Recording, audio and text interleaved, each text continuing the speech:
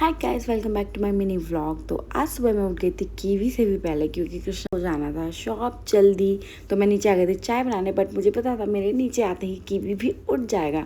उसके बाद मैंने पानी वगैरह पिया और इतने कृष्णा एंड कीवी आ गए नीचे। और फिर हम चले गए थे ऊपर चाय वगैरह पी और कृष्णा और कीवी गए थे मस्ती।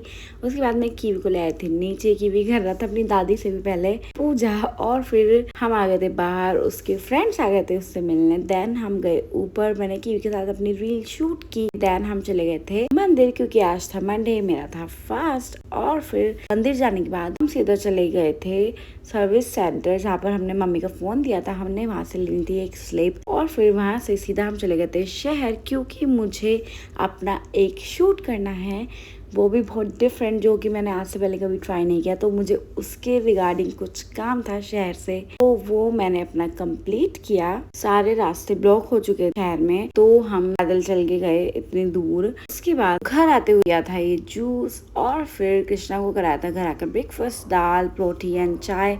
और फिर मैंने पी थी अपनी चाय। इसमें मैंने खाए थे मखाना एंड चाय। फिर शाम होते ही मैं चली गई थी नीचे। मैंने बनाया मैंगो एंड बनाना शेक, और साथ साथ आलू बॉईल होने रख दिए थे। और फिर हम चले गए थे बाहर, कृष्णा का वेट कर रहे थे कीवी और मैं। और जब कृष्णा आए तो हम आ गए थे ऊपर। हमने पिया शेक, इतना यम्मी था, बहुत टेस्टी।